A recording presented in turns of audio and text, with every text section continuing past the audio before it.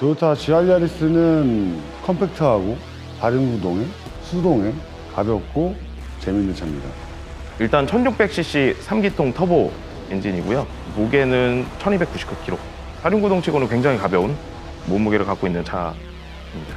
차가 만들어진 이유는 그 WRC의 호물로게이션이 있어요. 이게 뭐냐면 시중에 양산으로 몇 대 이상 팔아야 랠리카가 될 수 있는 그런 규정이 있는데 그걸 충족하기 위해서 나온 공도를 달릴 수 있는 랠리카 컨셉의 차량이었죠.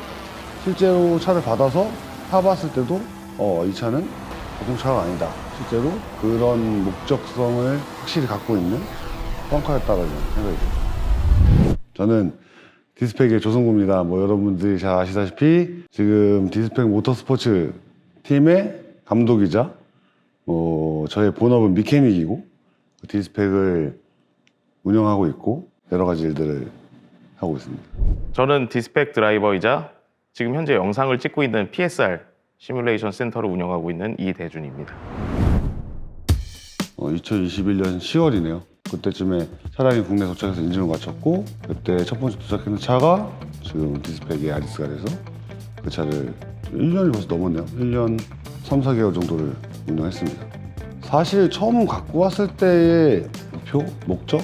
사실은 뚜렷하게 없었어요. 그냥 갖고 싶은 차 중에 하나였고 뭐 4륜구동의 그 정도 무게의 그런 컴팩트한 차량이 사실은 내연기관으로서 이제는 앞으로 다시는 가질 수 없는 차라고 생각이 들어서 소유욕 때문에 시작을 한 거고 뭐 그 차를 우리가 운영하면서 어떤 목적성을 가지고 어떻게 운영하겠다라는 뚜렷한 목적은 없었어요. 처음에 순정으로 테스트를 했고 그 이후로 순정에서 타이어만 바꾼 상태로 이대준 드라이버가 인제해서 주행을 했고 사실 태어나서 처음 타보는 종류의 차였어요. 사륜구동에 가볍고 그리고 터보까지 달리는 차였는데 사실 그간 타왔던 제네시스 쿠페 레이스카하고는 정말 정반대의 성향을 가진 차였고요.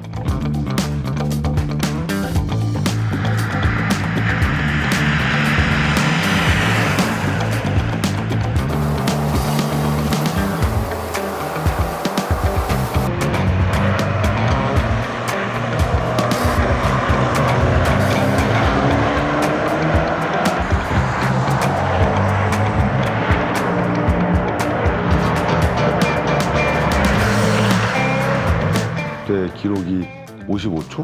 54초 정도의 기록을 그 정도의 기록을 봤었고 저는 사실 시즌을 마감하기 전에 그 차를 타봐서 사실 되게 정체성 혼란이 왔어요. 이 차가 너무 재밌어서 끝까지 타보고 싶은데 바로 다음 주에 경기였단 말이에요. 내 몸에 몸 센서를 더럽힐 수 없어서 그 참았던 게 처음엔 진짜 그게 아쉬웠어요. 그 정도로 좋은 차였습니다. 차를 이제 테스트 주행을 하고 여러 가지를 경험하면서 그 차의 가망성을 조금 인지하게 되고 그래서 이거를 우리가 디스펙에서 하고 있는 모터스포츠에 적용하면 어떨까 라는 생각으로 시작하게 된 거죠. 그러니까 여태까지 타왔던 차들이 안 되는 걸 다 할 수 있는 차다 보니까 이제 제가 가지고 있는 무기가 더 많아진 느낌? 이거를 다른 차들과 겨뤄보고 싶다라는 생각이 되게 강하게 들었죠. 2022년도에 야리스를 아주 빡세게 굴렸죠. 진짜 전천후 차량답게 전천후로 굴렸습니다. 레드콘 오토크로스에 먼저 참가를 했고요. 사실 뭐 그때는 진카나를 본격적으로 해보자, 뭐 오토크로스를 본격적으로 해보자 이런 느낌이라기보다는 그냥 초청받아서 한번 가는구나. 사륜구동이고 하니까 한번 타보자 였습니다.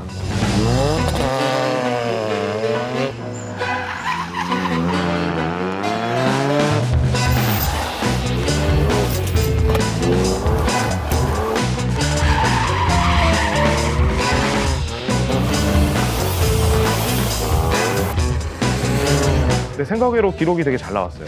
그날 탔던 차 중에 아마 기록이 제일 빨랐을 거예요.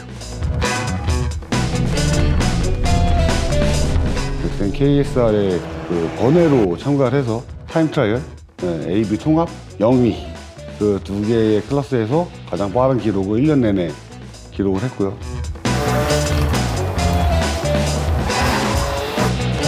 그리고 나서 그 이후에 TS 도로교통공단에서 열리는 이제 튜닝카 페스티벌이 영종도에서 열렸는데 거기에 참가를 하게 됩니다.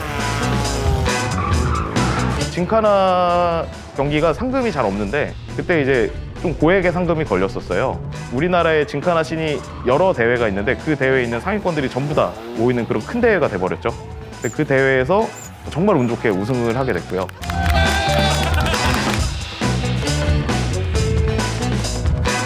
그 이후로도 이제 의도치 않게 계속 짐카나를 나가게 될 수밖에 없는 상황이 만들어졌죠. 그래서 SM 짐카나 챔피언십을 정식으로 참가를 하게 됐고,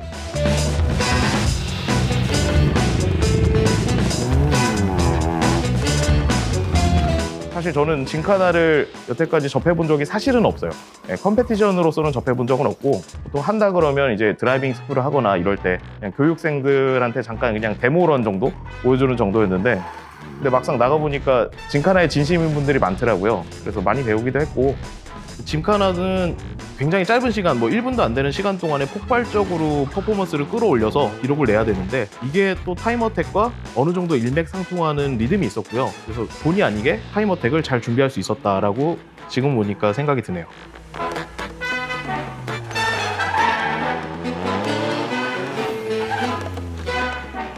그런 과정에서 저희 노력이 잘 빛을 발휘해서 계속 첫 경기 우승, 2라운드 준우승, 3라운드 우승하면서 챔피언도 하게 됐죠.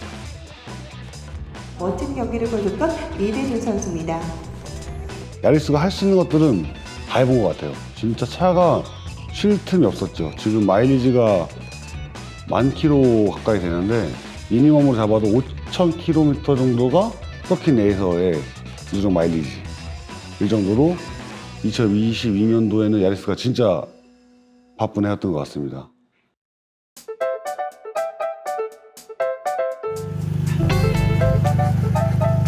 딱 1년 전 이맘때쯤 되는 것 같아요. 디자인 때문에 멋있어서 시켰던 로켓버니 바디킷이 도착을 하면서 작은 차의 사이즈에 와이드한 팬더를 갖게 되면서 295까지 타이어를 피팅할 수 있는 공간을 확보했고,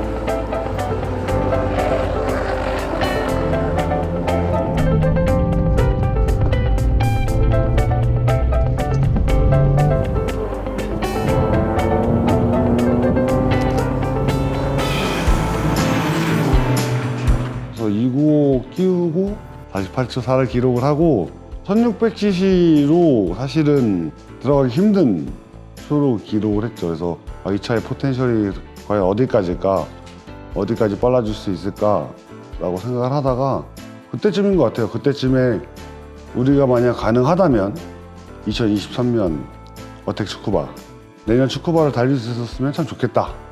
근데 해보지 않았던 거기 때문에 사실은 할 수 있을지 없을지는 정확히 모르는 상태였지만, 그 당시에는 마냥 꿈 같은 얘기로 할 수 있으면 해보자 라고 이제 생각만 하기 시작한 거죠. 기존에 타던 쇼에서 일단 츠쿠바 서킷에 맞는 쇼으로 변경이 있었고요.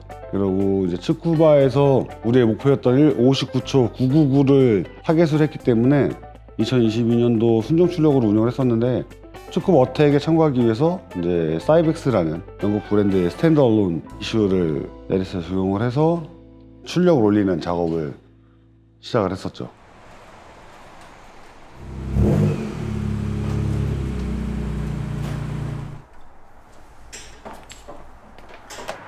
지금까지 순정 이슈로 계속 어택을 했었는데 아주 고급진 이슈를 지금 장착을 했기 때문에 엔진에 간단한 비밀 작업을 하고 세팅을 하러 왔습니다.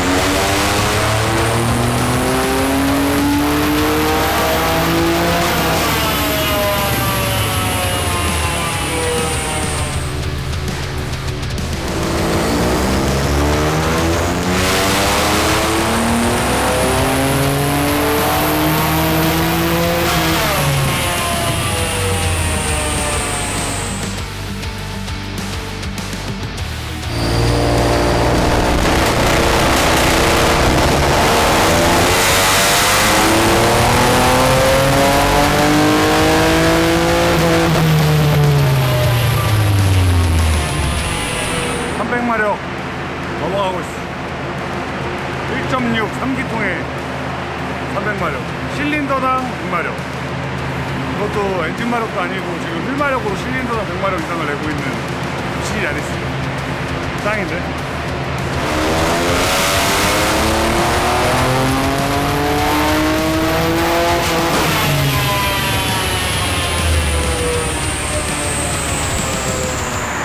끝났습니다. 사러 내려간다.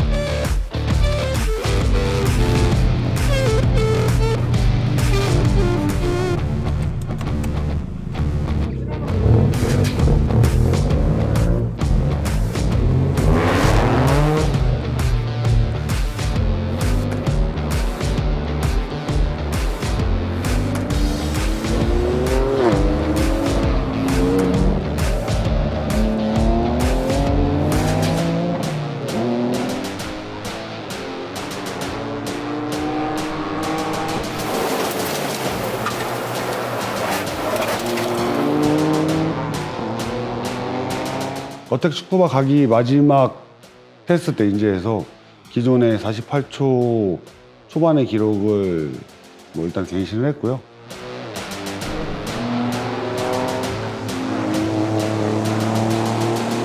그게 1년 동안 타왔던 차의 느낌과 츠쿠바 직전에 셋업된 차의 느낌은 완전히 달랐습니다. 츠쿠바를 상정한 서스펜션 셋업이 들어가고 그리고 출력도 스탠드얼론 ECU를 도입을 하면서 부스트도 굉장히 많이 쓸 수 있게 됐어요. 그래서 출력도 엄청나게 많이 올라가고 서스펜션 움직임도 완전히 달라져서 그 적응하기도 좀 바빴을 정도로 많이 변했습니다.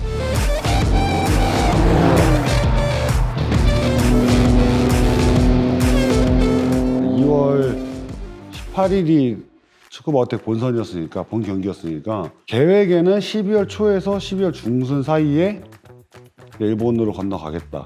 그래서 2달 전에는 들어가서 한 2-3번 정도 연습 또는 테스트를 진행하겠다고 마음을 먹고 있었는데 못했죠. 일단 코로나로 인해서 그러니까 한국과 일본 사이 일시반 출입이 막혀 있었어요. 하지만 우리는 포기하지 않고 계속 펜스타크루즈에 협조를 요청을 하고 진짜 한 달을 나 이대준 드라이버 장 PD가 돌아가면서 펜스타의 담당자를 괴롭혔죠. 거의 매일 하루 건너 전화해서 수요가 많은 것 마냥 일본으로 가야 되는데 하다가 진짜 끄트머리에는 진짜 이게 안 되니까 사실대로 얘기했죠. 레이스 하러 가야 되는데 방법이 없겠냐 하고 계속 쪼르다 보니까 부산 항만이랑 오사카 항만이랑 협조문을 다 보내서 이러이런 큰 대회에 참가하는 차량이 한국에서 일본으로 일시반 출입을 해야 되는데 가능하겠냐라는 협조에 뭐 시간이 좀 걸렸지만 우리 야리스만 특별 출항을 허가받게 됐죠. 근데 사실 연락을 받았을 때 와 기쁘다 갈 수 있다가 아니라 걱정이 더 앞섰어요. 왜냐면 당장 타임어택 챌린지까지 한 달밖에 안 남은 상태. 차를 준비해서 가져간다. 그러니까 한국에서 지금 스탠드얼론 이슈의 테스트라는 첫날이었는데 그날 통보를 받았고 다른 준비할 수 없이 급하게 짐을 싸서 떠나는 느낌으로 출항 준비를 하게 됐죠.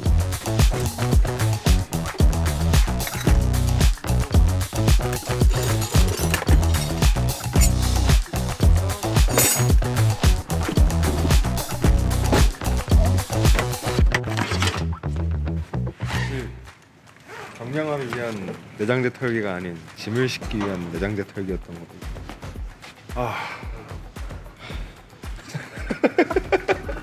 아, 이 덜그럭거리는 소리를 15시간을 들고 가라니까 아주. 가자. 가자. 가자.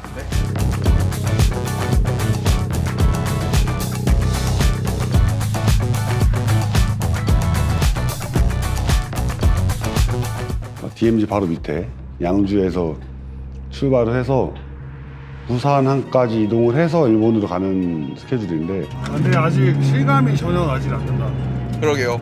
지금 밤 10시거든요. 내일 아침 7시 정도까지 부산항에 도착하는 게 목표입니다. 차 밀리기 전에 일단 들어갈 생각이고요.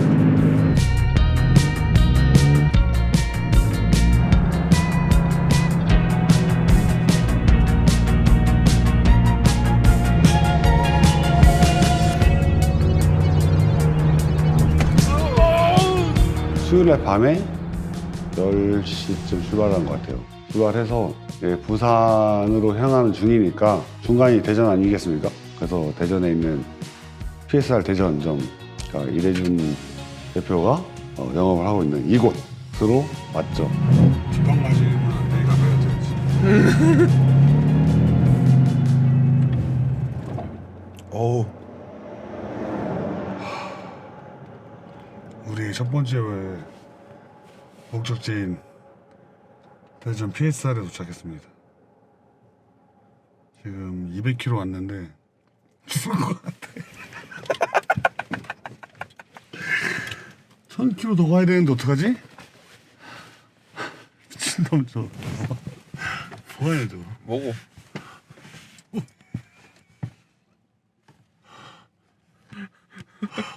도라인가?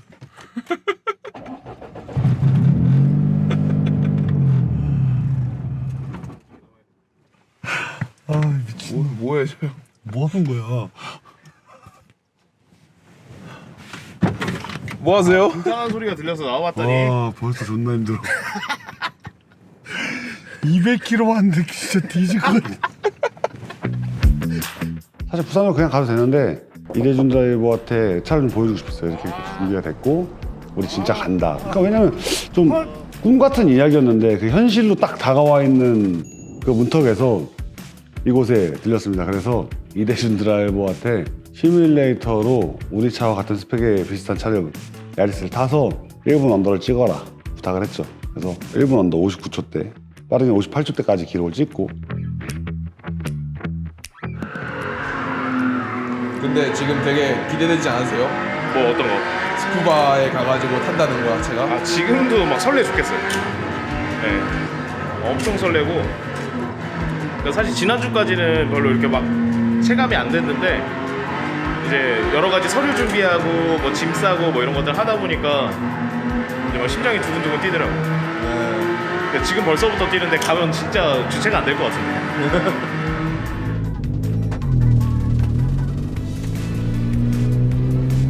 스티커 제작을 울산에서 했는데 그거를 디스펙으로 받을 시간이 안 돼서 대전 찍고 울산 가서 그 스티커마트 사장님이 제작해주신 도와주신 우리의 스폰서 스티커를 들고 데칼들을 들고 부산을 갔죠. 양주, 대전, 울산, 부산. 우리 목적지까지 33km 남았습니다. 부산 국제선 여객선 터미널. 아니지? 부산 국제 여객선 터미널. 그지? 남았어.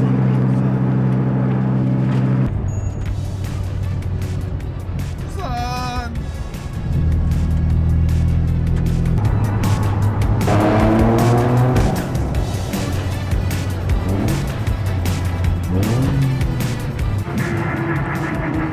부산역.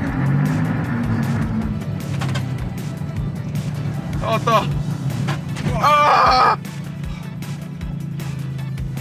역시 마지막까지 우리 해주선의 도로는 기대를 저버리지 않고 힘들어. 쿵쾅쿵쾅이를 선사하고 있습니다.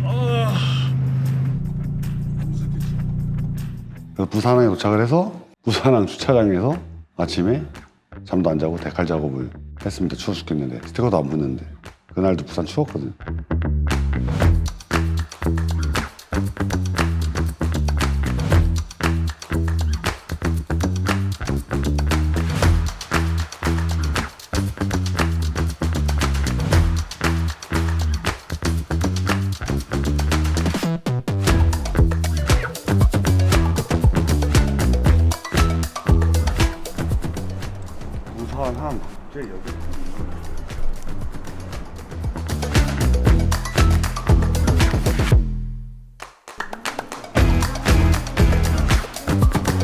출항이 3시였죠. 출항 3시인데 차량 수속이 10시부터라서 스티커 붙이고 3시간 동안 대합실 이런 의자에 앉아서 가지도 못하고 꾸벅꾸벅 졸다가 차량 수속을 준비를 했죠.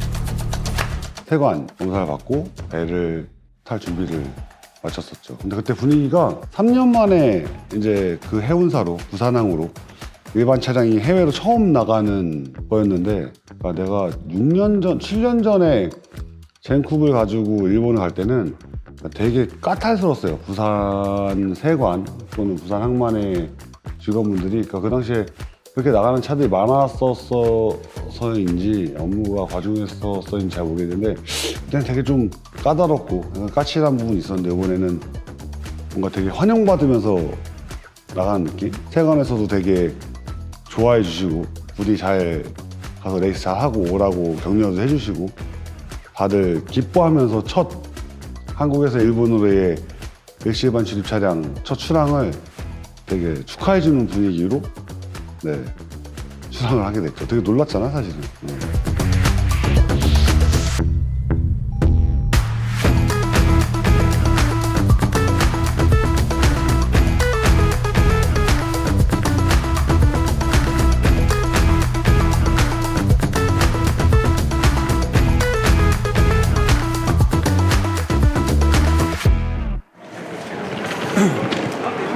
우리 몇 시에 도착했지? 6시? 6시, 몇 시야? 8시간, 3시. 그리고 돌아오고 9시간. 9시간 대기. 9시간이면 비행기 타고 거의 LA 가겠다. 그러게요.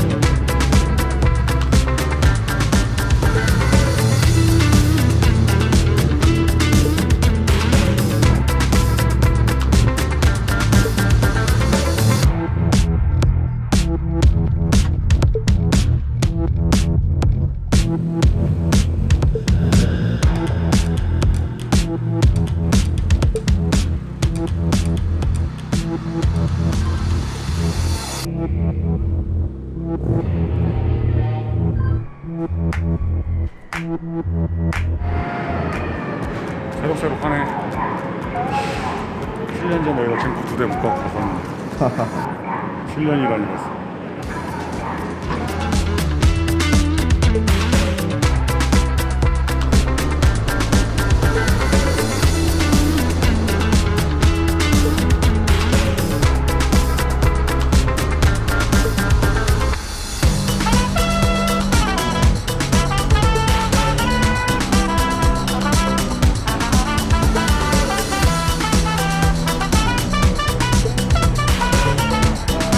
부산 앞바다를 떠나서 카페리가 오사카까지 시속 35km로 운행을 합니다. 35km/h의 속도로 19시간 동안 운항을 합니다.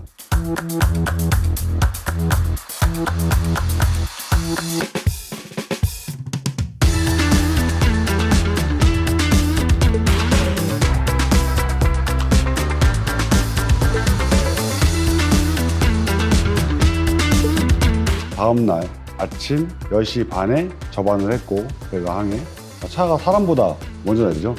그래서 그 많은 승객들 중에 우리만 또 특별하게 차량이 있는 데크로 이동을 해서 차를 가지고 먼저 하선을 하게 됩니다.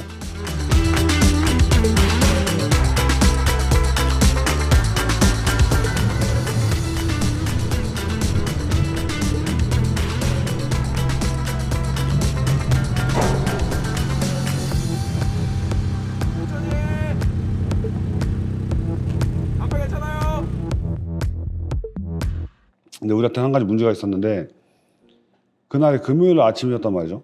근데 우리가 연습이 일요일. 그래서 원래 이대준 드라이버가 토요일 날 일본으로 입국하는 일정이었었는데 그때가 설 연휴였기 때문에 갑자기 배가 열려서 비행기 스케줄이나 이런 거를 잡지 못한 상태에서 최대한 빠른 배 스케줄로 일본에 입항을 했고 거기에 맞춰서 연습 스케줄을 급하게 잡고 이대준 드라이버가 비행 스케줄을 잡는데 설 연휴였어갖고 티켓이 아예 없는 거야. 우리가 원하는 날짜에. 그래서 비행기표를 그 전주에 주말쯤에 예약을 했는데 그래서 계속 연락을 하면서 티켓을 5분마다 확인을 하는데 숫자가 점점 줄어나가는 거예요. 그러더니 마지막에 한 5자리 남았어요. 그래서 급하게 항공을 예약했던 게 결국에는 우리가 원하는 날짜에는 불과했고 그래서 예정보다 하루 앞당겨서 금요일 날 출국을 하게 됐죠. 그러니까 우리가 오사카항에 도착해서 차를 내리는 날 이대준 드라이버는 그날 저녁에 한국에서 비행기로 나리타로 일본으로 입국하는 일정이 된 거예요. 차랑 드라이버가 동시에 도착을 했는데 문제는 오사카항에서 나리타까지 거리가 700km가 좀 넘습니다. 그러면 안 쉬고 100km로 달려야 7시간. 그러니까 중간에 트래픽도 있을 거고 주유도 해야 되고 700km니까 여러 가지 변수들이 생길 수 있는데 읽어볼게요. 아이고야 8시간. 지금 출발해도 8시간인데 오늘 금요일이라서 지금 요코하마 이쪽에 차가 많이 밀릴 거예요. 지금 벌써 밀리기 시작합니다. 근데 문제는 이대준 드라이버가 들어올 때 나리타에서 픽업을 하기로 했는데 야리스 한 대로 우리 30명에서 이동을 할 수 없으니까 렌트카를 준비를 해놨죠. 나리타 공항에다가 렌트카가 저녁 8시 전에까지 밖에 픽업이 안 된다. 그래서 통화를 했는데 그 이후로는 픽업이 안 되고 다음날 아침 10시에 픽업이 된다. 그리고 예약자가 난데 타이는 픽업을 할 수가 없다. 오사카에 있는 내가 무조건 8시 전에, 저녁 8시 전에 나리타 공항 앞에 있는 토요타 렌터카에 도착을 해야 차량 픽업을 하고 이대준 드라이버를 픽업을 해서 팀 캠프가 있는 사이타마로 이동을 하고 이런 스케줄이 말도 안 되는 스케줄이 생겨버린 거죠. 그래서 오사카항에서 다행히도 그런 설명들을 좀 했더니 점심시간에 밥 먹으러 가는 직원들 잡아다가 차 소독하고 통관하고 해서 점심시간 전에 12시 반쯤에 차량이 통관을 완료하게 됩니다. 초라키 데스네. 초하야이 입국석을 끝냈습니다. 그것도 1시 전에. 와 럭키.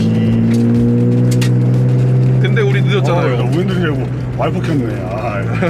아. 우리가 지금 나리타까지 가야 되는데 내비상 7시간 39분이 찍힙니다. 8시 20분 도착으로 돼 있는데 가면서 아마 차가 더 밀리기 시작을 할 거예요. 금요일이라. 근데 나리타에 8시 전에 도착을 해서 렌트카를 픽업을 해야 되기 때문에 이진희 선수도 그 전에 와 있고 그러니까 내일은 예약이 돼 있어서 꼭 제가 가야 돼요.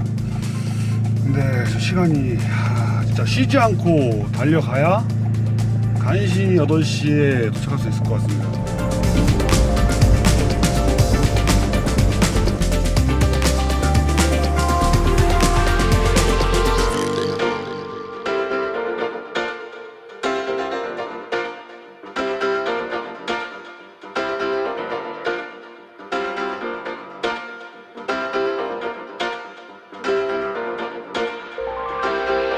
오사카 항에 출발해서 진짜 주유만 하고 주유하는 동안에 편의점 가서 장PD가 간단한 빵이랑 음료를 사와서 먹으면서 이동을 해서 7시간 동안 레그레이스를 했죠.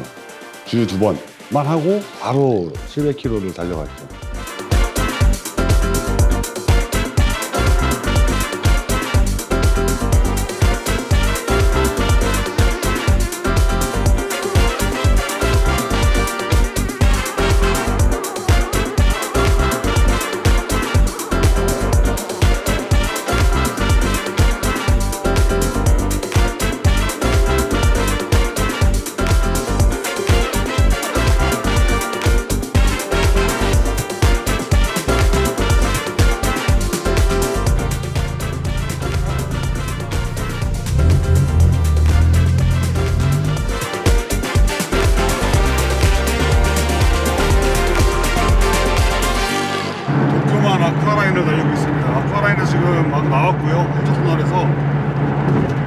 교량으로 된 구간입니다.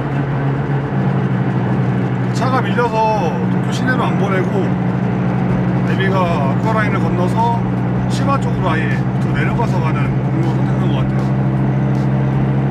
우명타로라고 저번에도 못 간 차 밀려서 그 바다 위에 있는 휴게소에 가보고 싶긴 한데 지금 계속 설명했듯이 렌트가 픽업해야 돼서 일단 움직입니다. 우명타로도 패스하고 일단 무조건 나리타에 8시 전에 도착하는 목표로 지금 빨리빨리 이동을 어처구니 없이 그 도쿄 아쿠아라인에서 톨게이트 할아버지한테 잡혀갖고 15분을 허비하게 됩니다. 톨게이트에서 할아버지가 이거 차 남바 없다고 막 한국에서 가져온 남바라고 했더니 못 알아듣고 사무실에서도 그런 게 어딨냐고 막 그래갖고 좀 잡혔어요. 경찰한테 잡힌 게 아니라 지금 톨게이트에서 잡힌. 내 카드를 인질로 지금 차 방에 빼가려갖고 잡혔어요. 날씨가 할아버지가 분지 알아보고 계시긴 한데 뭐 왔다. 아른다 가라. 하이. 뭐 요금은 같다는데 카루네를 자꾸 외치는 카루네가 뭐야? 서류 보여주고. 가방 여기 있어요. 네, 신용카드를 인질로 서류를 요구하고 또 이제 우리가 나리타에 도착해야 되는 예상 시간을 늘려주고 덕분에 또 마음 졸이면서 나리타까지 가게 됐었죠. 나리타 토요타 렌터카에 토요타 야리스를 타고 오사카에서 6시간 만에 도착했습니다. 가서 8시까지 영업인데 찾을 수 있어요. 우리의 일정이 꼬이지 않게 됐습니다. 나이스. 나리타에 7시 반쯤에 도착을 하게 됩니다.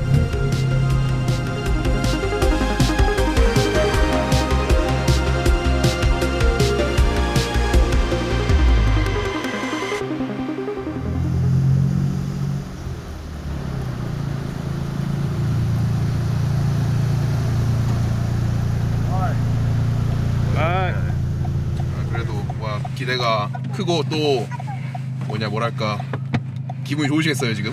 아 기모찌합니다. 기모찌. 기모지. 네, 컨디션도 좋고 연습도 적절하게 했어요. 리듬이 몸에 잘 익어서 너무 과하게 하면 몸에 기억이 남잖아. 그죠. 그래서 딱 그러지 않게 리듬감이랑 중요 포인트만 딱딱 집어서 가가지고 적응할 수 있게. 짧고 굵게 현장 변수에 적응할 수 있게 딱 연습 적절하게 잘한 것 같고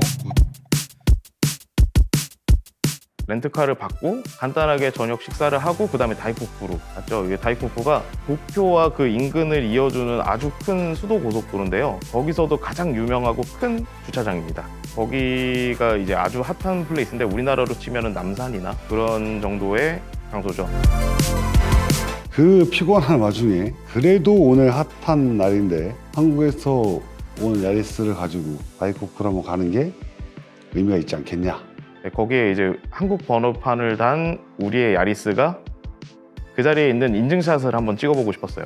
내가 다이코쿠를 진짜 남산보다 많이 가봤지만 정말 주차할 공간이 없을 정도로 차들이 꽉 모여있는 아주 핫한 날에 하필이면 야리스가 등장을 했고 처음에 사람들의 그 시선과 리액션이 느껴지잖아요. 처음에는 야리스네? 로켓보니 바디킷이네? 우와 번호판 응?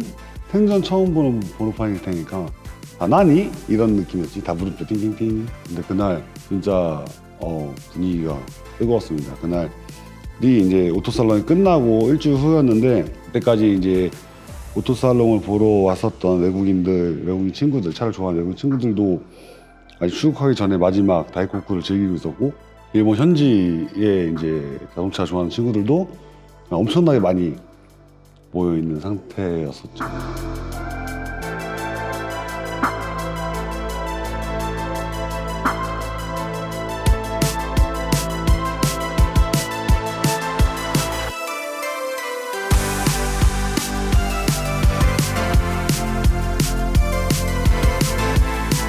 화려한 등장을 했었죠. 야리스가 일본에. 네.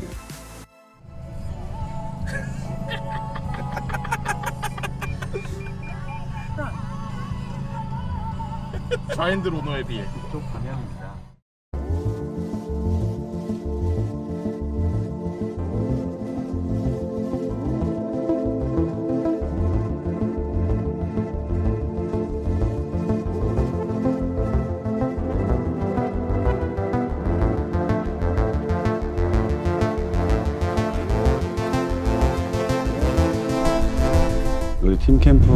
있는 매드페이스 리드 레이싱의 본진 사이타마 리드 혼텐에 가서 처음에는 매핑이 아니라 테스트. 그러니까 한국에서 세팅해온 차가 일본에 있는 연료에 정상적으로 작동을 하는지, 그러니까 노킹이 발생하진 않는지.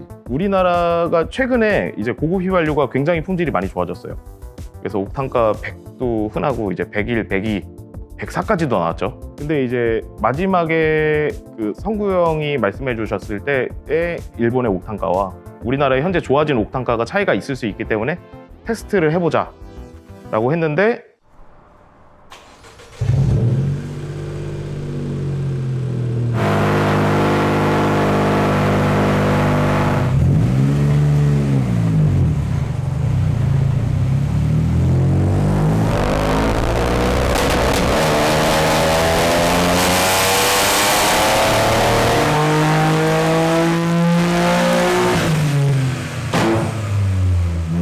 노킹이 발생을 했습니다.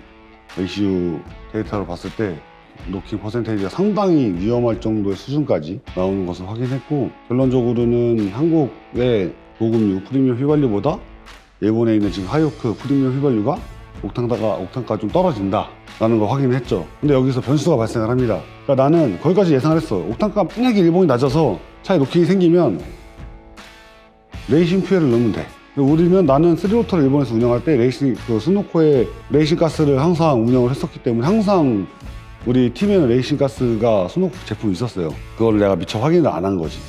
당연히 있을 거라, 항상 있었으니까 당연히 있을 거라 생각하고 노킹이 발생하면 그거를 사용하자 라고 갔는데, 노킹이 발생을 했는데 연료가 없어. 그러니까 팀의 시즌이 끝났잖아. 휴식 기간이기 때문에 연료를 많이 받아놓지 않은 거야. 딱 그 시즌 중에 쓰고 딱 떨어졌을 때 더 이상 재고를 확보하지 않은 거죠. 왜냐면 그것도 뭐 오래 놔두면은 좋을 건 없으니까. 샵에도 위험물이고 미리 받아놓을 필요는 없었기 때문에 거기는 언제든지 전화하면 갖다 줄 수 있는 조건이거든. 그날 또 주말이었잖아요. 주문이 안 되는 상태였죠.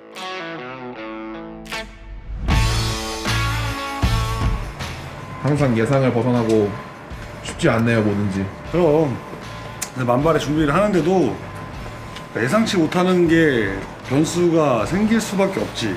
그래서 일본 연료에 맞게 또 한국에 있는 프라임 가라지랑 저희 이제 이슈 매니지먼트를 담당해 주시는 프라임 가라지 대표님과 부장님과 연락을 취하면서 온라인으로 데이터를 주고받으면서 그 지금 테스트 했을 때의 이슈에 남아있는 로그를 기준으로 해서 이슈 데이터를 수정하고 여러 가지를 계속 테스트를 하고 수정하고 해서 일본 연료에 맞게 이렇게 세팅을 간신히 끝내게 됐습니다.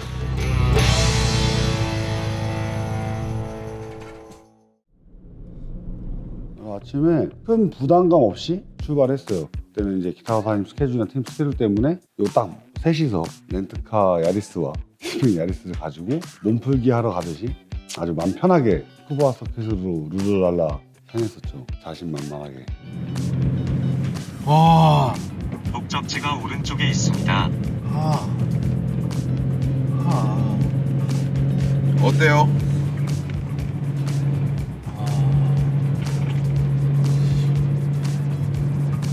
약간 디즈니랜드 가고 싶어하는 그 어린이의 마음일 것 같은데. 약간 울컥하는 게 있는데 오히려. 제가 예전부터 꿔오던 꿈이 있었어요. 그 시뮬레이션을 제가 굉장히 오래 한 1세대라고 불러도 될 법한 정도로 국내에서 오래 했는데, 그때 꿈이 이제 시뮬레이션에 나오는 서킷에서 시뮬레이션에 나오는 차로 그러니까 실제로 달려보는 거, 그리고 그 시뮬레이션과 실제 갭을 직접 느껴보는 거, 그게 큰 꿈이었는데 그 꿈이 드디어 이루어지는 순간이 됐죠.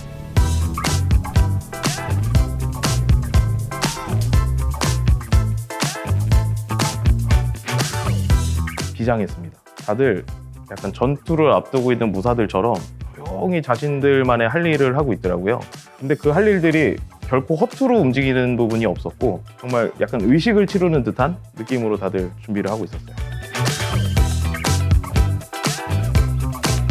제가 시뮬레이션 경력이 20년이라고 말씀을 드렸죠. 그러니까 츠쿠바 서킷도 20년 동안 달려왔습니다. 랩수로는 셀 수 없을 것 같고요. 최근에 츠쿠바를 가기 위해서 탔던 것만도 1000랩이 넘으니까요. 그만큼 저한테 의미가 있는 서킷이고, 그리고 시뮬레이션을 떠나서 제가 주로 자동차 문화를 접해왔던 게 베스트 모터링이나 뭐 이런 일본 이제 자동차 매거진들인데, 거기에 주무대가 츠쿠바 서킷이거든요. 그래서 거기에 대한 데이터도 잘 알고 있고 항상 봐왔던 그런 애착이 있는, 그러니까 가자마자 약간 내적 친밀감이 있었나 봐요. 되게 반갑고 그렇더라고요. 다르다. 그죠? 실물은 다르다. 오전에 약간 시간이 남아서 코스워킹을 해봤습니다. 근데 시뮬레이션으로 여태까지 봐왔던, 영상으로 여태까지 봐왔던 츠쿠바 서킷과 제가 두 눈으로 직접 담은 츠쿠바 서킷은 꽤 많이 달랐어요. 일단은 직접 걸어봐야 알 수 있는 부분들이 경사라든가 뱅크라든가 이런 부분들이 생각보다 되게 치밀하게 설계가 돼 있더라고요.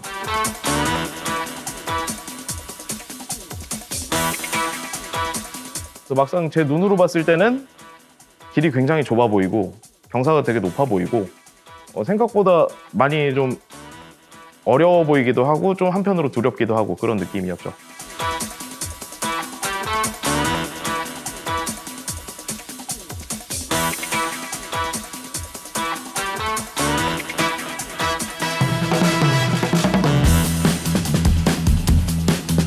그날 드라이버 브리핑에서 기온, 노면 온도, 풍속, 풍향, 거기다 심지어 기압까지도 진짜 흔하지 않은 완벽하게 랩타임을 뽑을 수 있는 완벽한 날씨입니다 라고 드라이버 브리핑에서 얘기를 했고, 그때 연습을 왔던 슈퍼랩에 도전하는 참가자들도 뭐 이번 주에 츠쿠바에 오일 뿌린 차는 없었습니까? 사고는 없었습니까?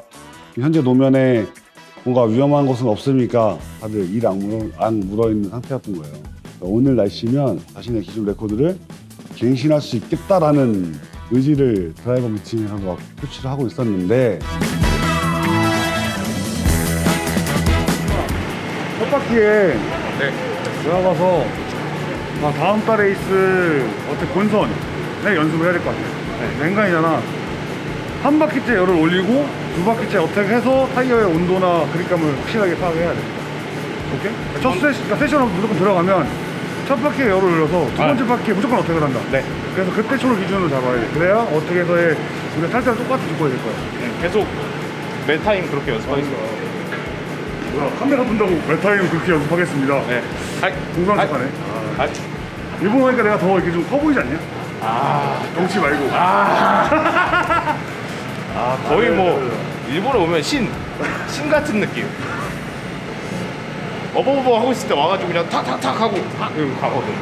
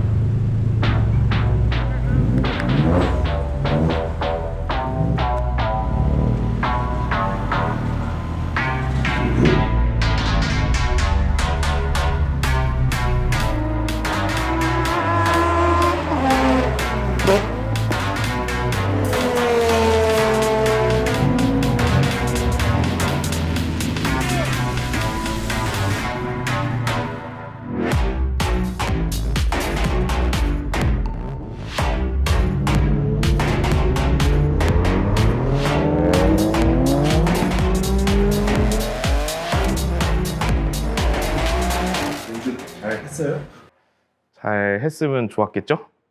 연습이 잘 진행되기는 했고요.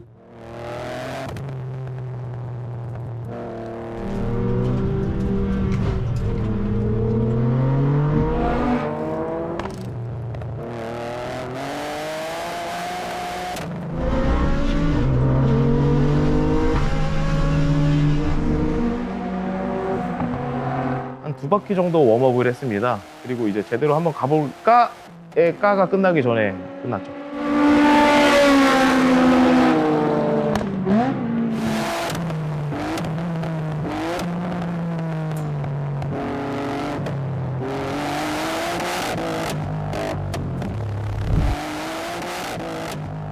(1번) 코너를 탈출하면서 2단에서 3단 변속하는 타이밍에 엔진이 블로우 됐습니다.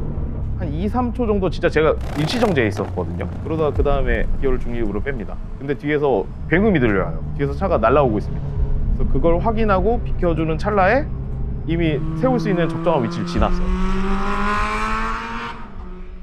3세컨즈 프로그램을 피트안에서 보고 있었는데 그러니까 인터넷 상황이 좀 안 좋으니까 이게 막 멈추는 거야.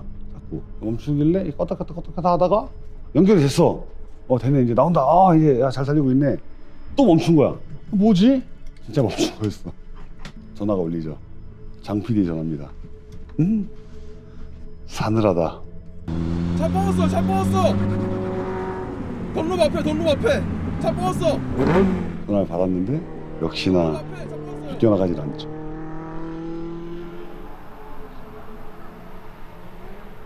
그러다 보니까 제가 200여 미터를 무동력으로 주행을 했네요. 일단 저 대준이 형 있는 쪽으로 갈게요. 이게 그냥 조금 고장날 차가 아니기 때문에 크게 잘못됐구나를 인지를 했고, 일단은 적기가 바로 발령이 됐고요. 적기가 발령이 된과 동시에 차들이 빠지고 바로 AC 라이트를 바로 뿌리면서 오피셔블들이 달려오시더라고요. 그리고 그분들이 달려오신과 동시에 저 뒤에서 청소차가 따라옵니다. 견인차보다 청소가 빨리 끝났어요. 그리고 나서 이제 견인차가 와서 저희 차를 토잉하고 제가 뒤에 앉아서 핸들링을 하면서 경기장 밖으로 나갔죠.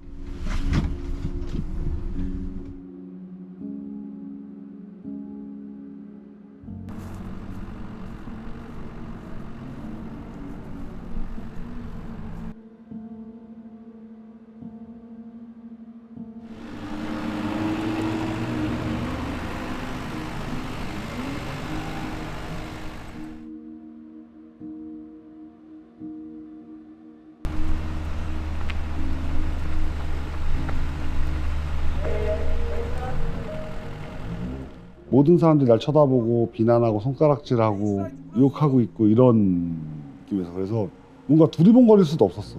너무 창피해서. 차가 끌려 들어와서 피트 쪽으로 밀어서 차를 대놓고서 피트 안에 들어가서 야리스만 그냥 멍하니 쳐다봤어요. 진짜 고개, 누군가와 눈이 마주칠까봐 고개를 돌리지도 못했어. 오이 깨졌네. 네? 깨졌어. 뭐가요? 깨졌다. 후드를 열고 엔진을 확인하기 시작했는데 엔진에 이만한 구멍이 진짜 저 렌즈보다 큰 거 같아. 너 봤잖아. 이만한 구멍이 1번 실린더 위에 뚫렸는데 다행히 헤드 바로 밑단 블럭이 터진 거라서 오일팬에 있는 오일을 바닥에 쏟지는 않았던 것 같아요. 냉각수만 뿌리고 일단 끝난 것 같은데, 그거는 우리 생각이고 거기에 이제 연습하고 있던 선수들 입장에서는 일단 AC 라이트가 뿌려졌고 그 오일이든 뭐든 상관이 없는 거지. 세션이 일단 날아갔고 제일 베스트 컨디션이었던 첫 세션이 날아갔고 욕할만 하지. 나 같아도 손가락질하고 욕했을 것 같아 진짜. 정말 크게 반성하고 있습니다. 네, 그때 피해보신 드라이버분들께 사죄드립니다.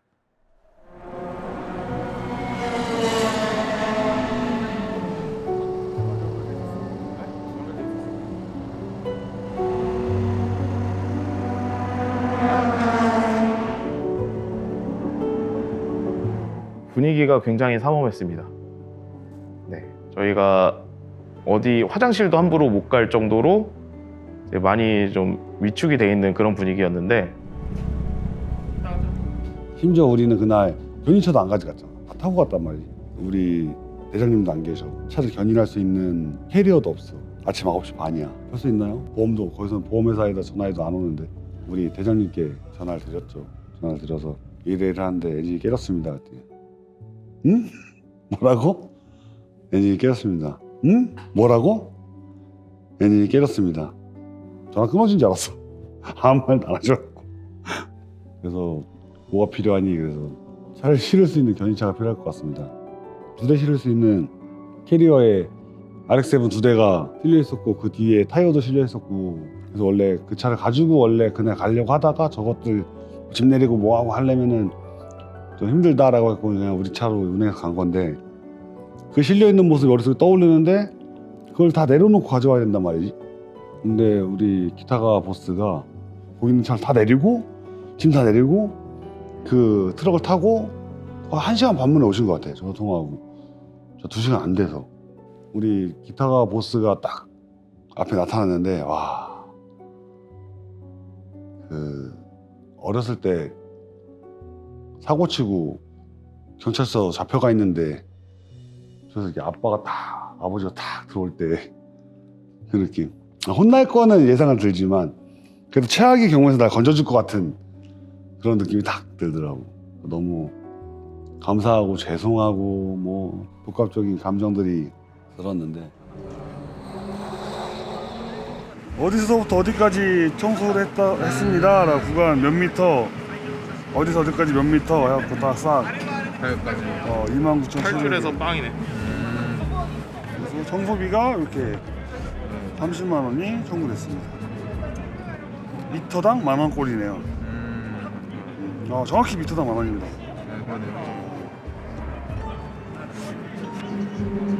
기분 좋아졌었는데 또 씁쓸하네. 하나 셋 하이 셋 하이 셋업 셋업 하이 세수 혹시 두 분 중에 그 인제에서 뭔가 파손을 해가지고 돈 내보신 적 있으십니까? 없어 아직 없어. 없어. 나 태백에서 가드레일 한 장. 나 영암에서 엑센트 대파시켰을 때 가드레일 2장. 나 그 태백에서 처박았을 때 가드레일 한 장. 10만 원. 10만 원? 아니다 20만 원. 20만 원. 오늘부터 일정 동안 굶어야 돼. 돈 내고 나면 돈 없어. 아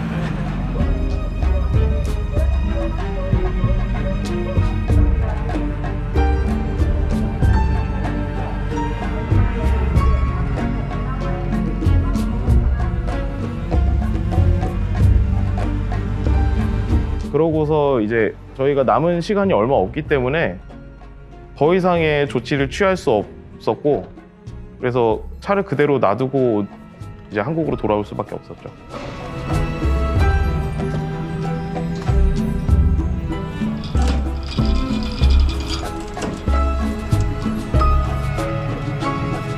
그래도 우리 보스가 빨리 와주셔갖고 야리스를 팀 캠프로 옮기게 됐죠.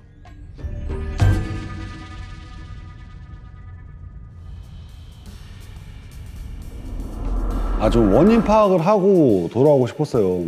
그러니까 당장 엔진을 내려서 당장 엔진을 분해해서 이게 도대체 왜 망가졌을까를 알고 오고 싶었는데 뭐 엔진을 내려서 또 벌려놓으면 리프트도 잡아먹는 상황이었고 또 엔진이 있는지 없는지도 모르는 상황에서 내려놓을 수가 없었어서 아쉽지만 그냥 한국으로 돌아왔죠. 엔진이 어디까지 망가져 있는지를 모르는 상태니까 부품을 어디까지 사야 되는지도 판단이 안 되는 상황이잖아. 그래서 그냥 아예 롱볼럭 어셈블리를 구매를 하자. 있으면. 없으면 헤드블럭 기타 부품들을 다 파샬로 구매를 해서 조립을 하자. 여러 가지 이제 솔루션들을 생각하고 기획하게 되죠.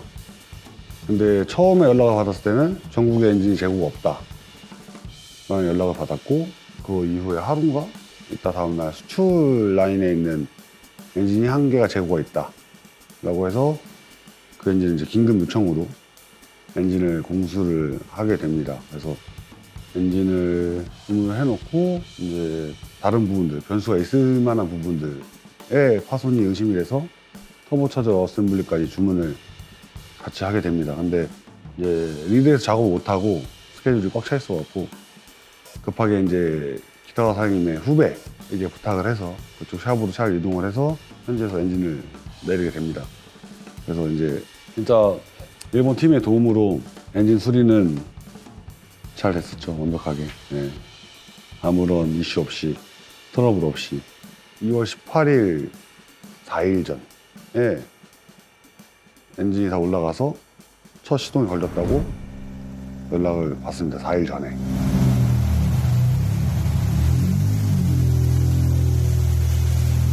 우리가 들어가기 전날, 목요일 전날, 수요일 날 일본 팀에서 자체적으로 테스트 주행을 합니다. 혼조 서킷이라는 미니 서킷에 가서 우리 팀에 있는 영 드라이버 호시군을 불러서 야리스를 테스트 주행을 합니다. 근데 거기에서 테스트 주행을 하고 그 데이터를 한국으로 보내서 분석을 하는데 다행히 혼조 서킷에서는 그 전에 엔진이 깨졌을 때 발견됐던 문제점들이 나오지 않았어요. 근데 일단은 주행 조건이나 속도가 스쿠바랑은 상당히 틀린 조건이기 때문에 안심할 수는 없는 상황이었죠. 처음에 엔진이 박살났을 때 우리가 출력을 많이 올려놓은 상태였기 때문에 부스트를 2.2바라는 되게 높은 부스트를 사용하고 있는 중이었어갖고 괴롭혔잖아요. 그래서 그동안의 데미지들이 쌓여서 이제 뭔가 박살나지 않았을까라는 생각도 했었고, 아니면 출력이 너무 높아서 그러니까 기계적인 한계치를 넘어서서 컨로드가 부러졌다라고 생각을 했었는데, 토요일, 일요일 1박 2일로 너무 궁금해서 토요일 아침 비행기를 타고 가서 엔진 내려놓은 것만 확인하고 구멍 뚫린 거 안쪽을 확인하고 왔는데, 그때 봤을 때 컨로드 부러진 게 아니었어요. 필손이 박살나서 없었는데 컨로드가 살아있었고, 커넥팅 로드가. 그래서 더 딜레마에 빠지게 되죠. 도대체 왜 파손이 된 걸까? 그래서 그때 1박 2일 가서 엔진 확인하고 들어와서 우리가 탔던 영상과 그 당시 이슈에 로깅되어 있는 데이터들을 더 철저하고 면밀하게 분석을 시작을 합니다. 그래서 알고 봤더니 박살이 나기 전에 유압이 현저하게 떨어지는 구간이 발견이 됩니다. 근데 그게 우리는 깨지는 순간이 일본 코너 탈출이었기 때문에 코너링 G 때문에 오일이 쏠리나? 라고 이제 생각을 했던 부분이었는데, 근데 그게 코너링 중이 아니라 브레이킹 중이었다는 걸 알게 된 거예요. 그러니까 풀 브레이킹을 하고 앞쪽으로 모든 하중이 쏠리면서 G가 앞으로 몰리게 되고, 그때 오일이 엔진 앞쪽으로 쏠리면서 브레이킹 중에 오일이 끊기고, 오일이 끊겨서 오일이 압력이 낮아지고 코너링 후에 악셀 정지를 할 때까지 오일 압력이 정상적으로 회복되지 않는 상태였다라는 거를 알게 됩니다. 근데 그 오일이 다시 밑으로 내려와서 이제 스트레이너, 이제 빨대죠. 빨대가 다시 오일을 빨아들일 때까지 그 시간적인 딜레이가 생기는데, 근데 그 딜레이 사이에 저희가 가속을 시작하면 그때 유압이 부족한 상태로 엔진이 오작동을 해서 블로우가 되는 건데, 근데 이제 오일 쏠리는 거에 대한 솔루션을 찾아야 되는데 답은 나와 있어요. 드라이 펌프. 아니면 오일팬에 엄청 큰 격벽 작업들. 그렇죠. 시간이 제일 문제였죠. 뭔가 드라이 펌프를 사서 장착을 한다? 불가능했고, 그럼 엔진을 또 내려서 분해해서 안에다 배풀 작업을 한다? 그것도 시간적으로 불가능한 상황이었어요. 그래서 금요일 날 연습이라기보단 테스트였는데, 그날 똑같은 증상이 발생을 하면 원래 주행을 포기하는 걸로 계획을 하고 이제 입국을 했었죠.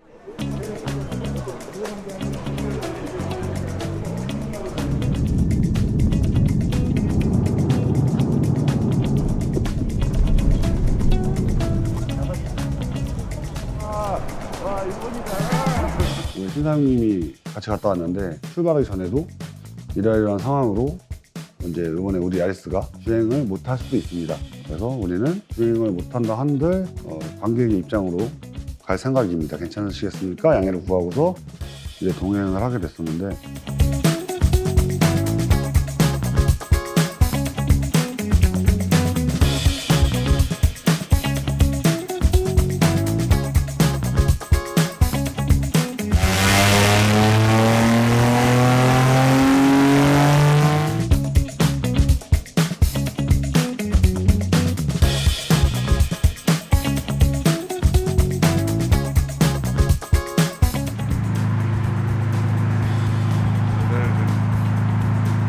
잘 돼야 될 텐데 걱정이다.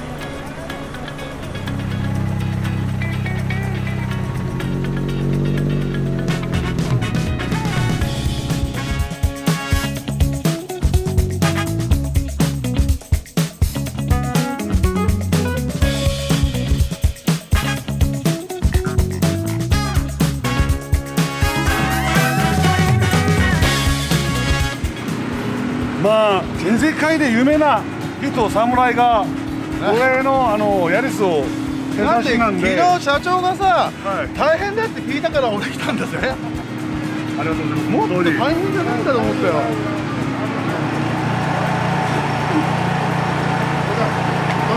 今日は練習だからね。あテストテストだから。最初はちょっとエンジンそうですねこれちょっと一周一周走って戻って本当は空気がないって電車見てオルガスとかいろいろチェックインしてやります頑張りますよいしょ行くぜ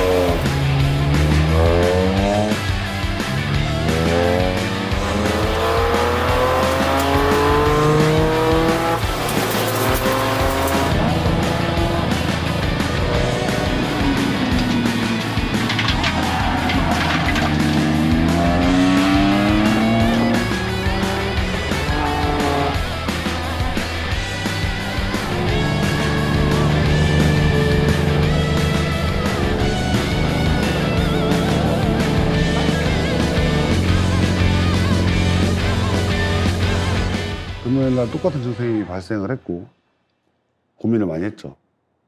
포기를 해야 할 것인가 아니면 지금 우리가 할 수 있는 한도 내에서 주행 가능한 방법을 찾을 것인가. 그냥 번뜩 든 생각에 같은 위험 조건에서의 엔진을 좀 더 보호할 수 있는 방법이 뭐가 있을까 생각을 하다가 이제 이대준 드라이버한테 제가 말도 안 되는 질문을 합니다. 그러니까 코너를 도는 동안에 고RPM을 유지하면 엔진의 위험성이 더 커지니 브레이킹을 하자마자 클러치를 밟아라. 그리고 아이들 상태 1000rpm 정도를 유지를 시키면 이제 엔진 회전수도 낮아지고 그럼으로써 이제 리스크도 비례해서 감소하기 때문에 코너를 도는 와중에 클러치를 밟은 상태로 중립으로 돌고 그다음에 탈출할 때 맞춰서 부드럽게 클러치를 미트시키면서 가속을 해라 라는 주문을 주셨죠. 근데 사실 코너 돌면서 클러치 밟는 일이 여태까지 한 번도 없었던 것 같아요. 실제로 2바퀴 하고 한 코너 정도 타본 서킷에서 새로운 주법을 시도한다? 쉽지 않죠. 네, 쉽지 않은데 근데 우리가 이 여정의 마침표를 찍기 위해서는 반드시 해야 되는 과정이라고 생각을 했고요. 그래서 애초에 기존의 주법을 다 그냥 잊어버리기로 했습니다. 그리고 철저하게 주문해 주신 주행에 맞춰서 주행 방법이나 리듬이나 이런 것들을 만들어 나가기 시작했고요. 그런 말도 안 되는 주행 기법을 상상을 해내서 이제 이대준 드라이버한테 주문을 하죠. 그래서 그렇게 주행을 했더니 실제로 오일이 압력이 떨어졌다가 탈출하기 직전에 오일 압력이 정상치까지 돌아오더라고요. 그래서 아 이거다 됐다. 그래서 초는 좀 줄더라도 이 주행법으로 이제 본선에서 주행을 하는 걸 목표로 네, 진행을 하게 됐습니다. 똑같이 중립으로 타네요. 똑같이 중립으로 탄. 일단은 그걸 적응하는 단계로 어려워.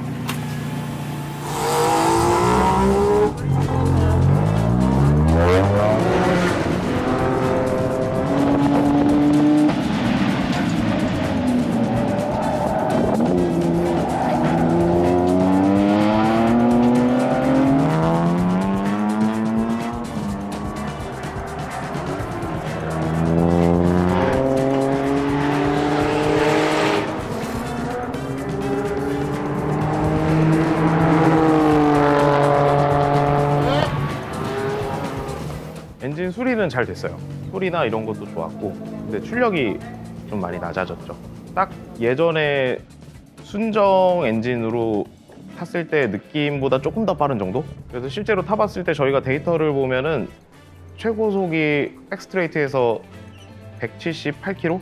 그거를 들고 이제 키타가와 보스와 함께 일본에서 야리스를 가장 많이 다뤄보신 레볼루션 사장님께 찾아갑니다. 레볼루션 사장님. 그러니까요. 야리스의 지존 현재까지. 그래서 기록지를 보여드리고 이 기록이면은 어떻게 될 것 같습니까? 라고 여쭤봤는데 섹터가 1, 2, 3섹터가 있는데 1초 말씀하시더라고요. 그러더니 종속을 보면서 이게 200km가 돼야 1초가 빨라질 거야. 그러니까 종속부터 200km가 돼야 돼. 라고 얘기를 하시더라고요. 근데 그리고 나서 인제 데이터를 바로 비교를 해봤어요. 그래서 지금 정도 느낌이었을 때의 종속과 이제 마지막 테스트 풀파워였을 때 종속을 비교를 해보니까 딱 그 정도 갭이 났습니다.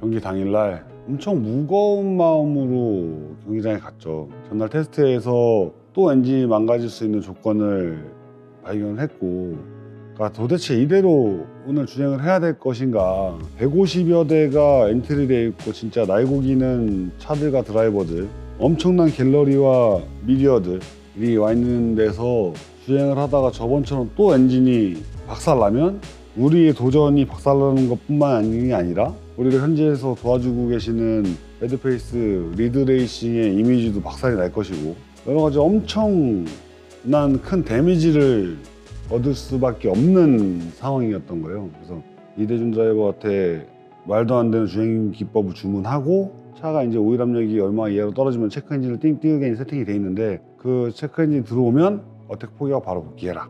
안전하게, 기록을 못 찍더라도 안전하게 이 행사를 망치지 말자 라는 마음가짐으로 그날 현장에 갔고요.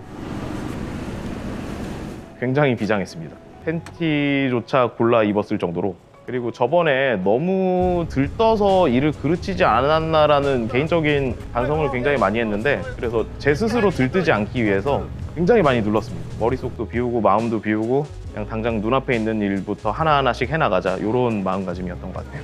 가슴이 웅장해진다. 어택 10주년 기념. 그 완벽한 날, 완벽한 날씨에 우리가 서킷에 민폐를 끼쳤던 부분에 대해서 제가 공식적으로 사과문을 SNS에 이제 업로드를 했었고, 그 이후로도 이제 좀 뭔가 현장에서의 조치에 대한 미흡한 부분들, 기타 여러 가지 부분들에 대해서 진심으로 사과하고 싶어서 이제 뭐 조그만 선물을 이제 가지고 긴팔로 다녀오겠습니다. 긴팔이. 대회 주최자이 또 우리 기타 보스랑 되게 친하신 분이라서 그분에게 개인적으로 좀 드리고, 그분이 판단해서 뭐 전 드라이버에게 나눠주던 어떻게 하던 이렇게 좀 해줍시다 해서 이제 가져갔던 건데, 그 아오키상이 진짜 대단하신 분인 것 같아요. 원래 그냥 저희가 기물 전달하고 그냥 마음만 전하는 정도로 그냥 끝나겠지라고 생각을 했는데, 진짜 번뜩이는 아이디어로 드라이버 미팅 때 너에게 기회를 줄 테니 PR을 하면서 직접 너희가 나눠줘라 라는 아이디어를 주셨을 때 깜짝 놀랐거든요. 그리고 그 좋은 기회를 저희가 잘 살려서 예전에 있었던 실수들을 잘 전화위복할 수 있는 계기가 됐던 것 같아요. 방천 홍보대사 할까? 아, 이것도 잊지 못할 추억인데요. 저는 항상 이제 드라이버 브리핑이나 뭐 이런 거에 있을 때 제일 앞줄에 앉습니다. 그래서 평소처럼 앞줄에 앉아서 생각 없이 좌우를 이렇게 살펴봤는데, 항상 연예인처럼 봐오던 분들이 제 좌우, 뒤, 뭐 전방을 다 싸고 계시더라고요. 메인 MC가 이제 츠쿠바 어택 챌린지에 대한 발표를 하고 하는데, 하필이면 그 많은 사람들 앞에서 우리 앞에 스피치했던 사람들이 안도상, 에스코트 에보의 안도상, 그리고 노부타니 구찌는 이제 거절을 했고, 그리고 언더스즈키상, 이런 어마어마한 드라이버들이 인사를 하고 나서 우리 부른 거죠.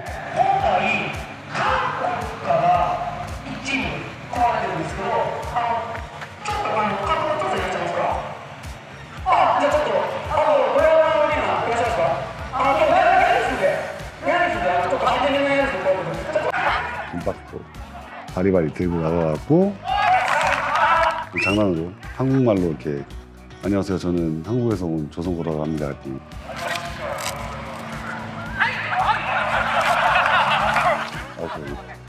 여기 있는 사람 다 바보라 한국말로 하면 하나도 못 알아듣는다고. 김을 가져왔고 뭐 이렇게 하니까 잘 부탁드리겠습니다 라고 했는데 우리 팀과 드라이버와 우리를 좀 그들에게 모두 정식적으로 소개하고 어필하는 자리를 만들게 됐었죠.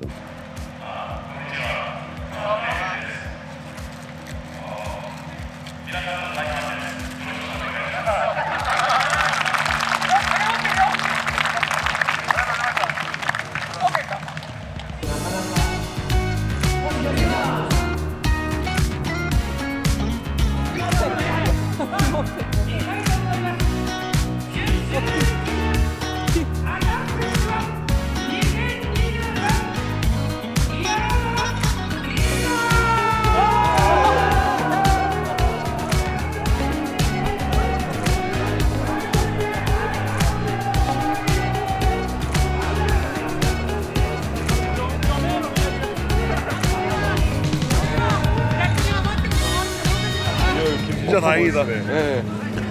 인사 이후로 되게 마음도 편해지고 또 그 많은 드라이버들한테 우리의 모습을 좋게 각인을 시켜주고 근데 그걸 진짜 피부로 느낄 수 있었던 부분이 뭐냐면 이대준 드라이버랑 나랑 서킷을 이제 일부러 왔다 갔다 할 거 아니야. 그러면 진짜 나는 모르는 드라이버가 갑자기 우리 보고 넙죽 인사하면서 아, 김 잘 받았습니다. 감사히 잘 먹겠습니다.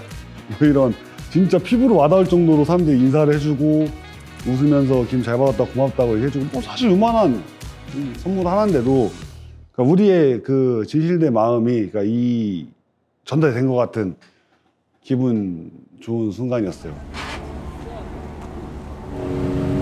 차들 수준은 생전 태어나서 처음 보는 레벨의 차들이 질비해 있었죠.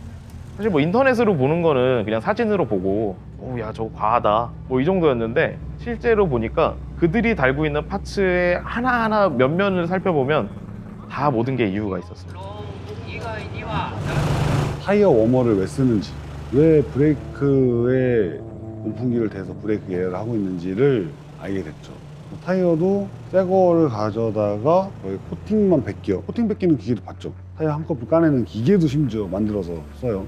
출발 전까지 차는 이렇게 리프트나 잭 위에 떠 있고 모든 타이어는 워머로 쏴져 있고 진짜 딱 들어가자마자 베스트 컨디션으로 딱 한 바퀴를 탈 수 있는 조건을 만들어 놓는 거예요. 그런 자세들에 대해서 깜짝 놀랐죠.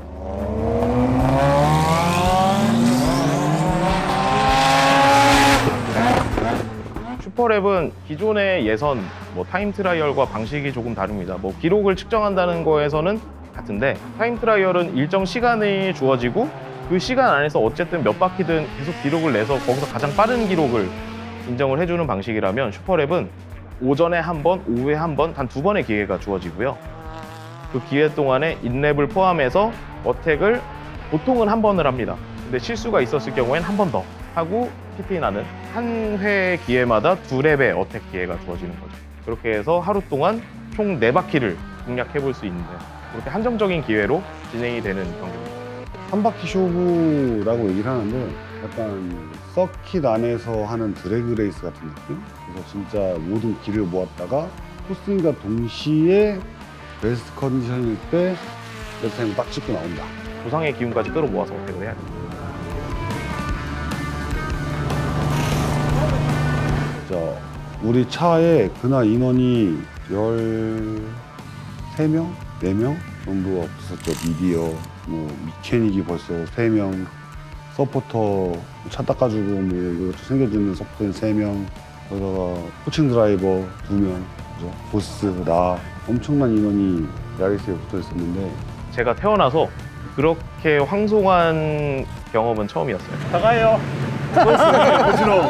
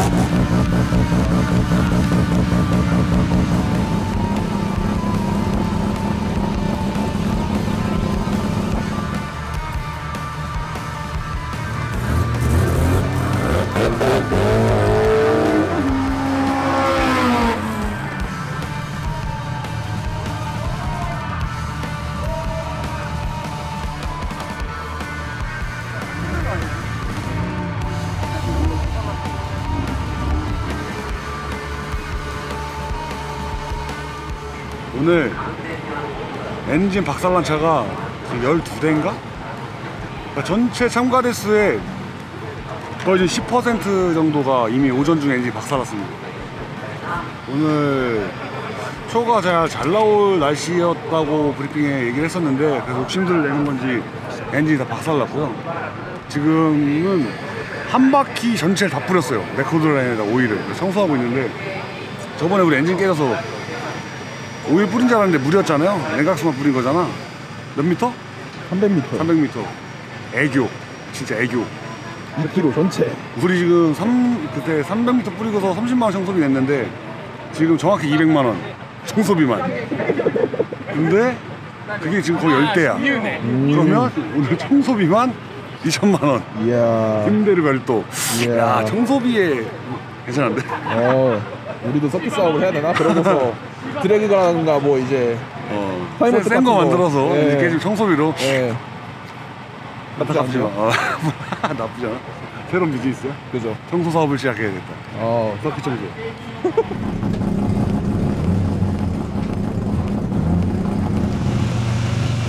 슈퍼랩은 차량의 정말 베스트 상태를 이미지화해서 이미지 트레이닝을 하고 그대로 실제로 구현하는 게 굉장히 중요합니다. 근데 저 같은 경우는 표본 자체가 애초에 적어요. 그래서 이미지 할 수 있는 게 한정적이고, 그러다 보니까 경기 전에 좀 제 리듬을 만드는데 좀 어려움이 있었던 것 같아요.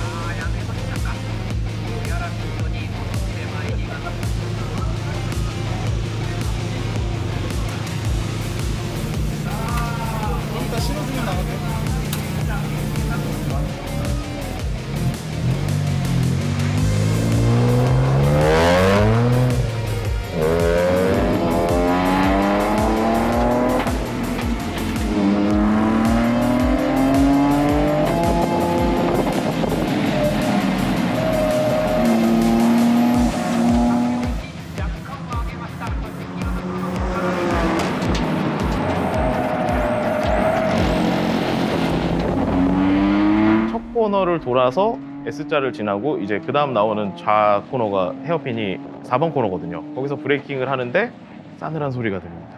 뚝! 뚜둑! 하더니 페달이 쑥 들어가요. 그리고 브레이크 릴리즈가 안 됩니다. 그래서 핸들로 어거지로 버티고, 그리고 던로콘에서 브레이킹을 하는데 페달이 쑥 끝까지 들어가더니 브레이크가 안 먹어요. 그래서 크게 돌면서 저도 모르게 살짝 화가 났습니다. 그래서 이거를 한번 했는데 F1에서 이거 보고 배웠나? 네, 이게 나오더라고요. 네. 그때까지도 엔진 체크등이나 이런 이상 징조가 전혀 없었거든요. 그래서 최대한 데빙을 하면서 한 바퀴를 더 달렸습니다. 네, 그래서 기록을 어찌됐든 조금 땡기고 들어왔죠. 1분 2초 740.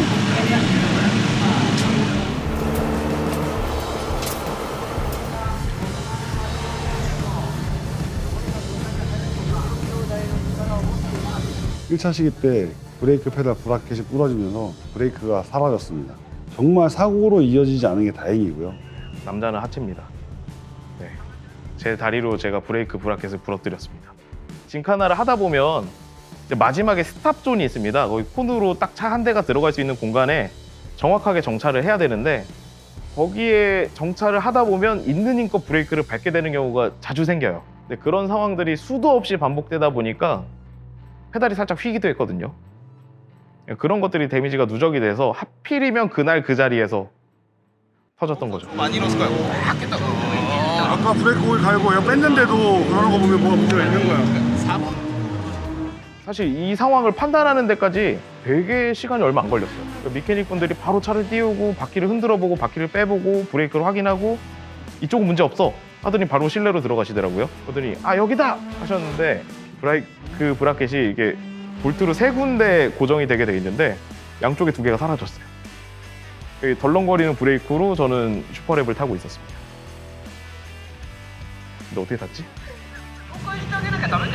잘못했어. 잘못했어. 무엇이 문제인가요? 브라켓이 떨어졌어. 어허. 밟으면 이게 이렇게 되는 거야. 어허. 브레이크 안 들었지. 어허. 죽을 뻔했지. 어허. 근데 살려 나왔지. 옆에 GR 피트 있는데 가 따지죠? 보증해달라고? 이거 좀 잘 좀 만들어 달라고. 보증해! 월드 워런티 구다사이. 엄청 많은 경험들을 한 드라이버 미케닉들이 다 한 자리에서 머리를 맞댔기 때문에 나올 수 있는 결과물이었던 거예요. 그거를 히라오카상이 잠깐 줘봐 이러시더니 들고 가셨어요. 그러더니 1시간도 안 돼요. 한 40분 정도 지나더니 멋지게 고쳐서 오셨죠. 브라켓을 만들어서 용접을 싹 해갖고 싹 갖다 주죠. 네, 그대로 장착하고 브레이크를 밟아봤는데 예전에 처음에 야리스를 탔을 때 그 느낌이 이제 돌아왔습니다.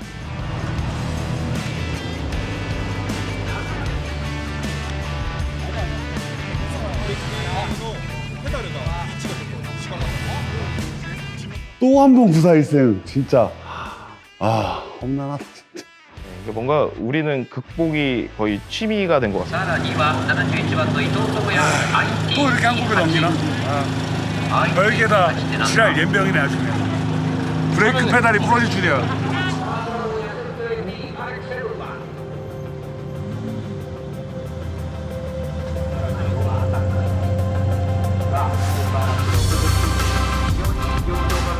이 차 시기 때는 기타가 보스랑 좀 상의를 해서 2판 4판 도전 한번 해보겠습니다.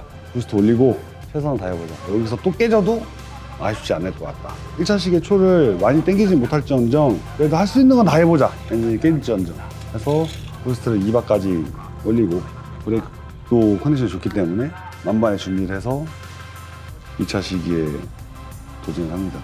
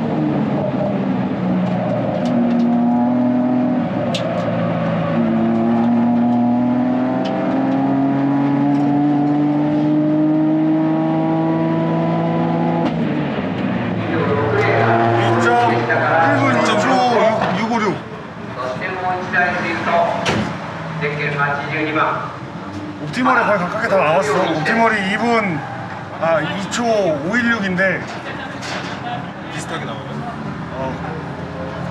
516인데 656 한 거니까 0.1초밖에 차이 안 나는 거라서 옵티멀 비슷한 거예요. 네, 1차 시기 조건보다 이제 노면도도 높았고 기온도 높았고 타이어 상태도 베스트 컨디션은 아니었기 때문에 많은 폭을 당기지 못했지만 그래도 이제 오전보다 당겼다는 거는 많이 좋아졌다고 할 수 있죠. 근데 엔진도 깨지지 않고 차도 부셔지지 않고 드라이버도 다치지 않고 무사히 첫 도전을 마무리했습니다. 다 끝나고 마지막 코너를 돌아 나오는데 숨이 좀 잘 안 쉬어졌어요. 뭐라 그러지?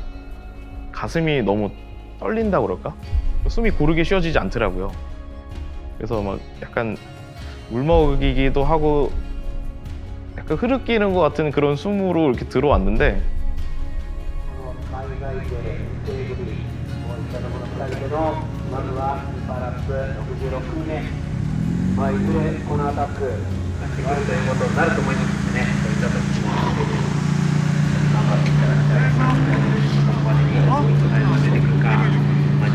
조금 땡겼어.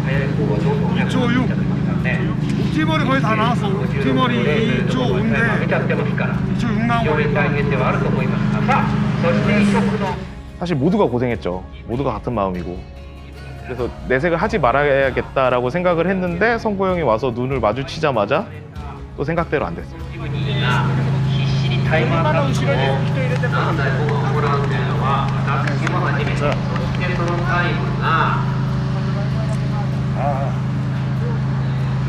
다행히 완주 살아남았다.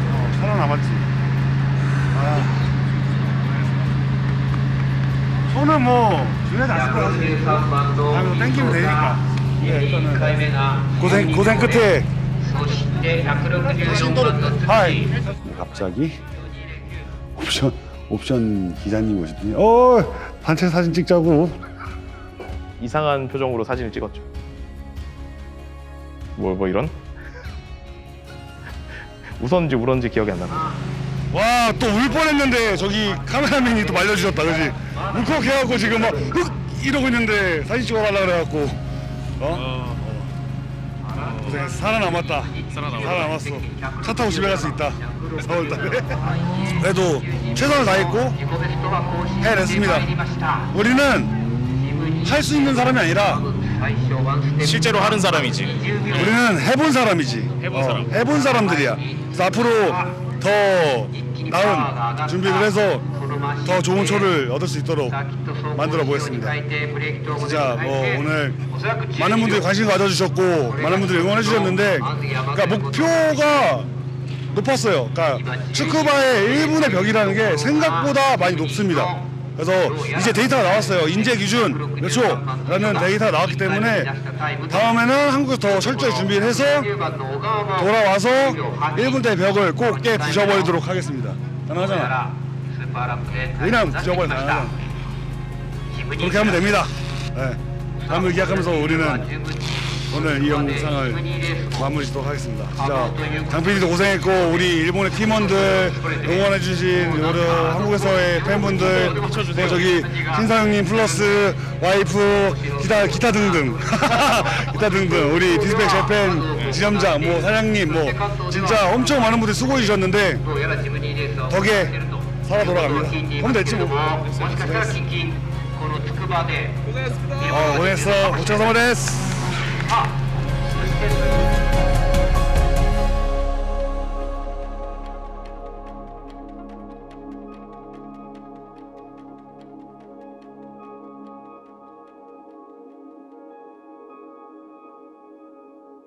일을 우리가 마침표를 찍었다라는 거에는 굉장히 만족을 하고 있고요.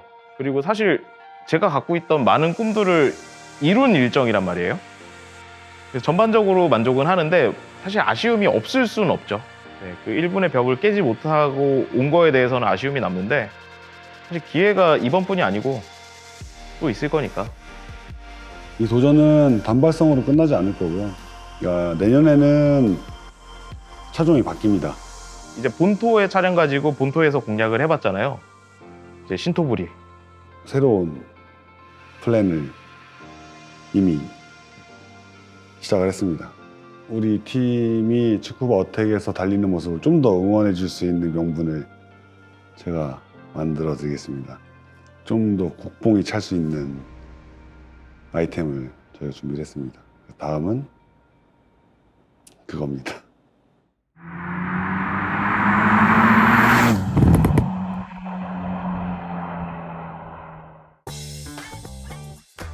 아, 이 귀여운 거 진짜. 스마세. 스마세. 좋아요, 뭐야. 딱 이렇게만 나왔으면 좋겠다. 59초. 딱 이렇게 나왔으면 좋겠다.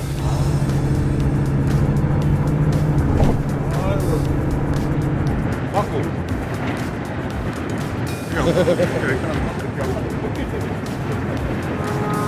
흡연실이 어디 있을까? 풍경은 모르겠고 나 흡연실 다들 막그 공짜라면 다 양잿물도 마시는 전 세계적인 공통적인 제발 보라만 가자. 제발 한국만 가자 제발. 제발 동전 없냐? 동전이나 이렇게 던지고 이렇게 해야 되는 거 아니야? 유명한 D1 출신노 드라이버가 마이니치. 아리가토마스. 빵빵 고맙습니다.